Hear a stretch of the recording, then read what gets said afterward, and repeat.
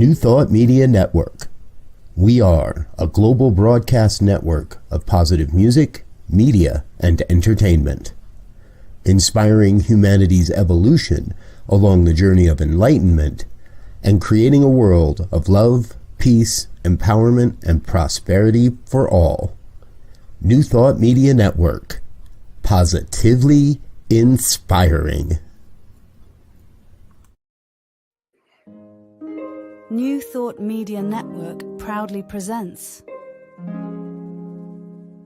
On Purpose with Reverend Beth Linguri. Wednesdays at 7 a.m. Mountain Time, 3 p.m. Central European Time. Come find purpose, nurture growth, and live your passion. And now On Purpose with Reverend Beth Linguri. Hello, everyone. So good to be with you in this new year of 2024. Welcome to our program. I'm Reverend Beth Linguri, your host on this program On Purpose, reminding you that you are in this dimension as an individual expression of the divine on purpose, to express that divine in all aspects of your life. So in this calendar year of 2024, in this time-space dimension that we find ourselves in as divine expressions, we have an opportunity to stop and reflect. Everything in this new year reminds us of new opportunities, of times to let go of things in the past which didn't serve us, which don't serve us. It's about creating intention for the new year. So I invite you today to join me in reflecting on just what is this new year going to bring me in my vision to live on purpose, and to bring each one of you. We are reminded about the power of the word, especially as it is in an intention. Ernest Holmes used the analogy of the seeds to make it real clear how this works. And he said that if you plant tomato seeds, then tomatoes will grow. But if you plant them and expect carrots and lettuce and other things, it doesn't happen. Not because it wasn't meant to happen, but simply because of the law. The law is impersonal. What we plant as seeds in the earth grows in the kind of seed that it is. And so it is with our words. Those words that we plant in our minds, this creative medium of the mind, becomes our reality. Another analogy that I like to use sometimes is this global positioning system, or GPS. If you want it to take you to a specific destination, you actually have to put exactly the destination in.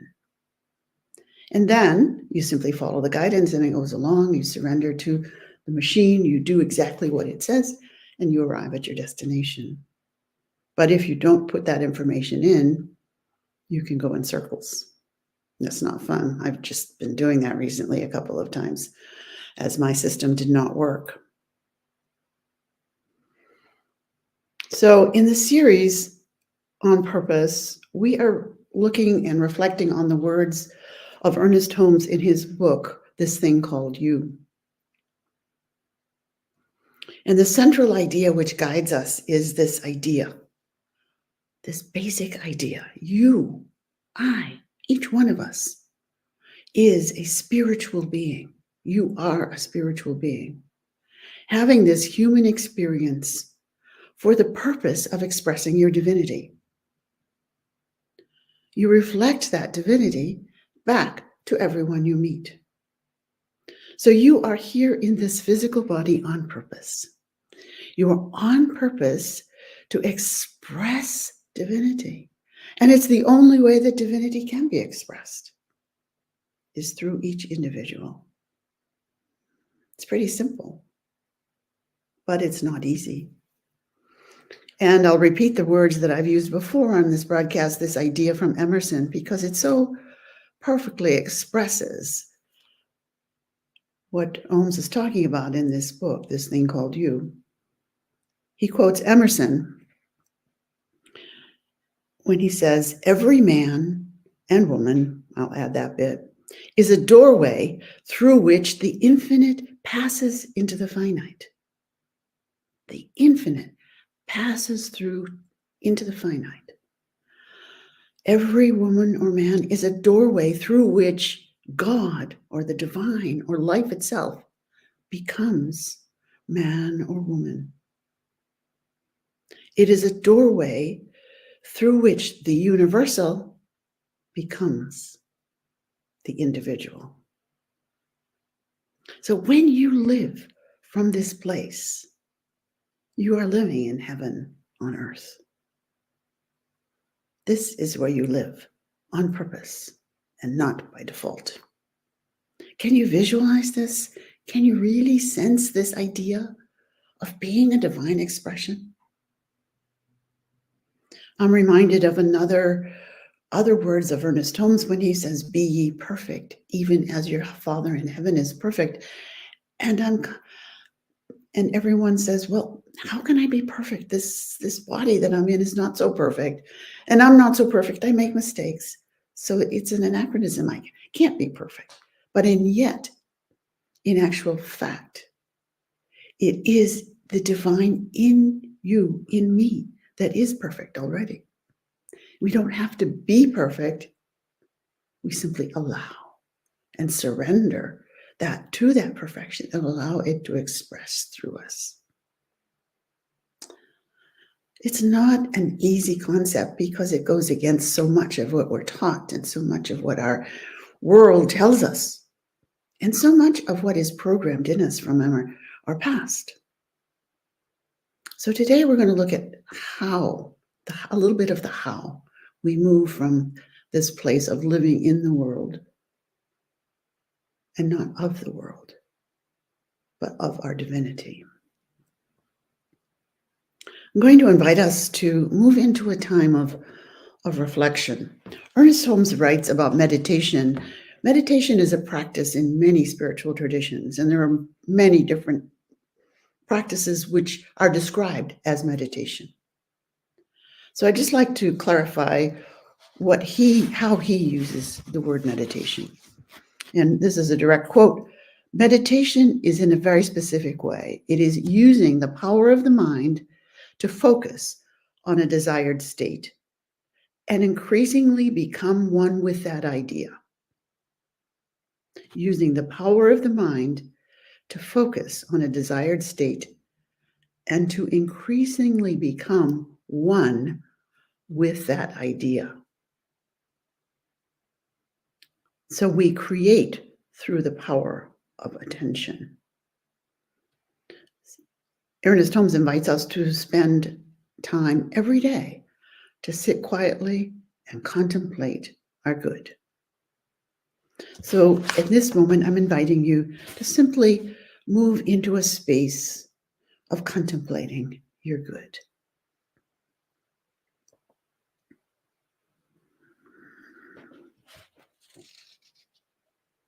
Close your eyes and simply move into your within. Can you find yourself as your eyes are closed? Can you connect with life itself, that life which is flowing through you? If you simply close your eyes, relax your hands gently on your lap, follow the breath, find that self, that within which longs to express. And just listen to the life within. It's wonderful to know that your good is at hand. Your night wanes. Your dawn is breaking. There is a living spirit at the center of your being. Simply acknowledge this living spirit as you breathe out and in. Acknowledge this life itself living within.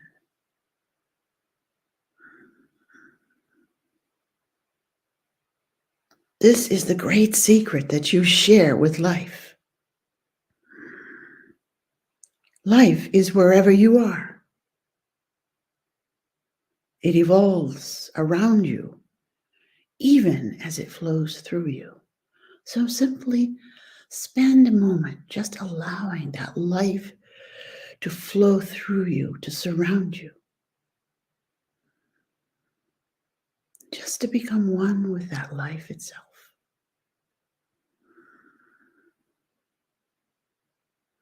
Keep the doorway of your mind open.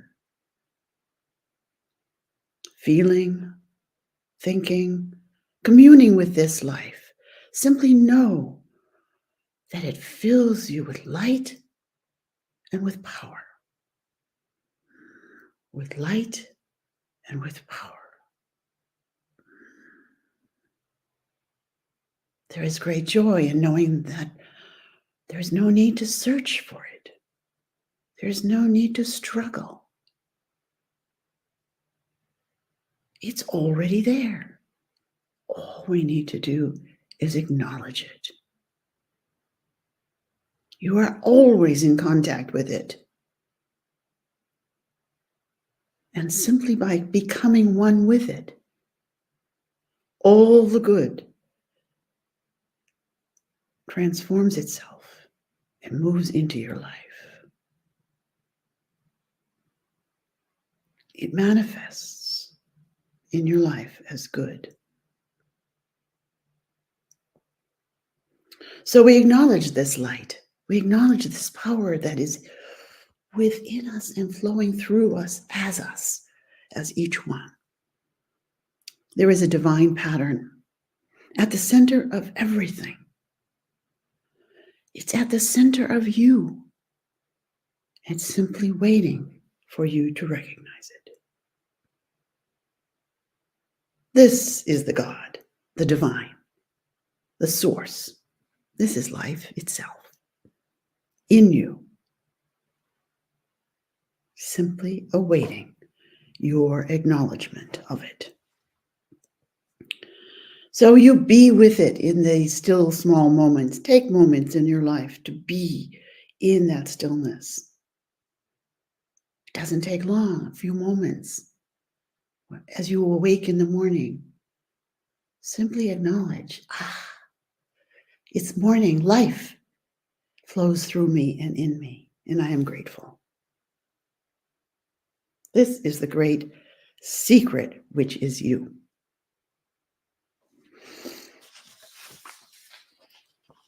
The only thing that stands between you and the greater good, that is so as close as you are breathing, is the things of thought and nothing else. Today, I'd like to call your attention to chapter 5 in the book, This Thing Called You. And he writes in chapter 5, it's not reality that you must change, but you're simply your mental reaction to it. It's not what's going on outside you, whether it's in your immediate environment or on the news, or as you open your emails, or as you look at what's happening in the world. It's not that. It's your reaction to it. I'll read that statement again. It's not reality that you must change, but your mental reaction to it. So a good practice that I have adopted, and I'll share it with you in case it works for you, is to use the word stop. When I begin to look at the news and begin to see what's happening, and I begin to get and allow all of these emotions to come up, I say stop, pause and reflect. And I use the word stop to remind me, S-T-O-P. And you can think of it in this way. For the S, stay still. For the T, take time to reflect.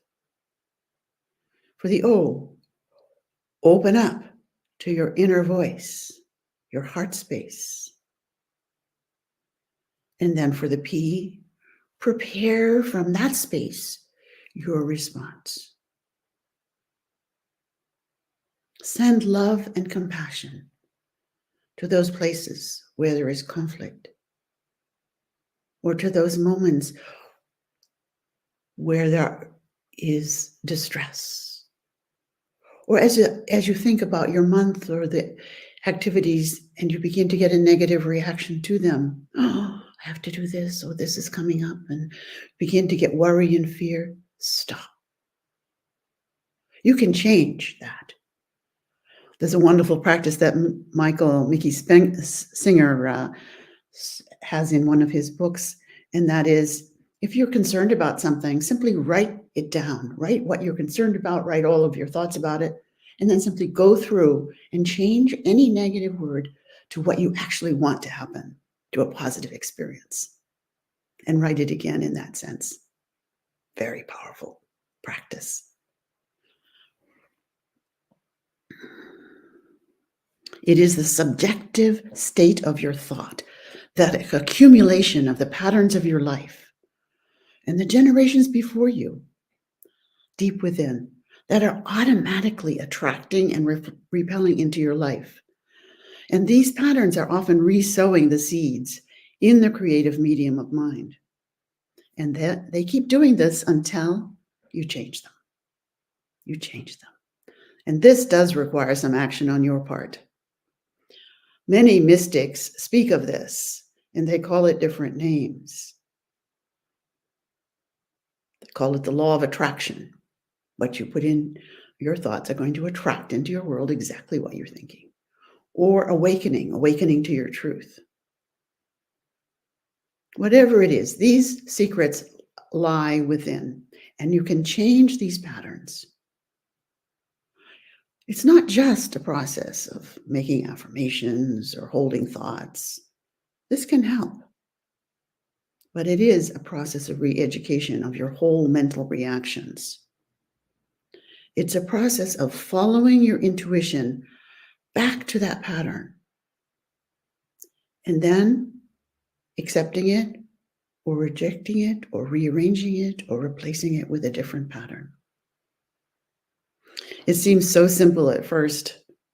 It seems impossible that it can be so straightforward.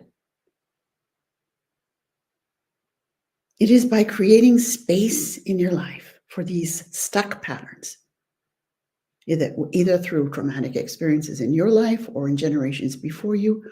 All of these energies were necessary at the time for you to survive, for you to move through this, but they also can become a stuck energy. And it is important to allow them to become liquid, to become soft and visible. And when they do, they can dissolve, and you replace them with new thoughts. I have found that an amazingly powerful way to do this is through writing. And this key to living this life of purpose, which each one is created, is taking time to write down what it is that we want to see. This focus of the new year can be an opportunity for each one of us to just make a difference, make a change, a few simple rules and methods that will bring forth and implement together as we plan for this new year. I want to alert you to an opportunity that is coming up in March at the spring equinox. We gather here in Geneva at the Chateau de Bossé, which is the beautiful background here, for an inspired retreat, a retreat in which we focus on our inspiration, our intuition, and at the same time, we write about it. It will be on the spring equinox, easy to remember. That's March 15th through 17th. And on the banner, you can see the website where you can find out more about this activity. For those of you here in Geneva area, it's just a day trip, and you could come for the day on Saturday, but there's also events on Sunday and Friday, and we have a whole time of retreat, which we can move into that silent place within and right from that place. So we can reconnect with our source energy and allow that to be what guides us in our life, in our everyday life.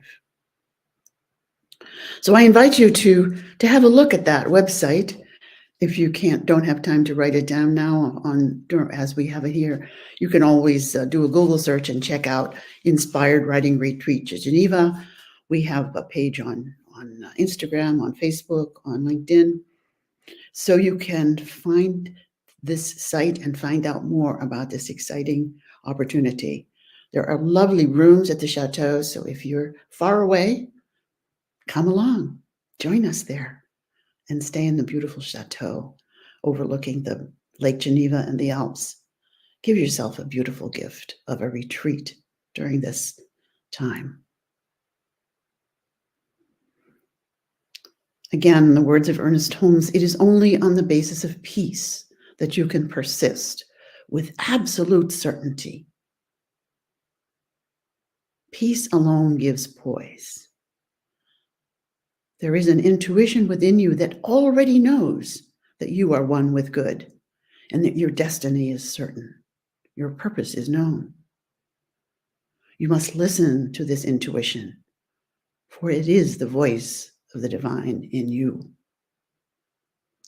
You are a spiritual being having this human experience to express your divinity and reflect that back to everyone you meet. So I'd like to end this session together by reading a poem by Cleo Wade. It's a beautiful poem from her new book, her beautiful book of poetry, Remember Love. Poetry is a great expression, a way to express emotion and truth in a very simple but powerful and profound way. So whenever I have an opportunity to read music, I share it with you.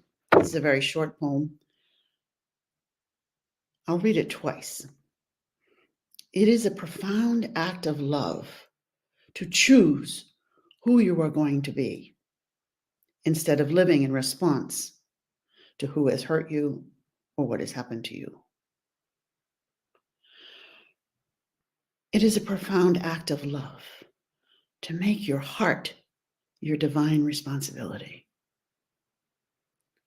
to challenge yourself to get your heart as kind and fiercely loving as possible. It is a profound act of courage to then share that heart with the world. We are complete for today. Go in peace. Namaste. And so it is. Thanks for watching.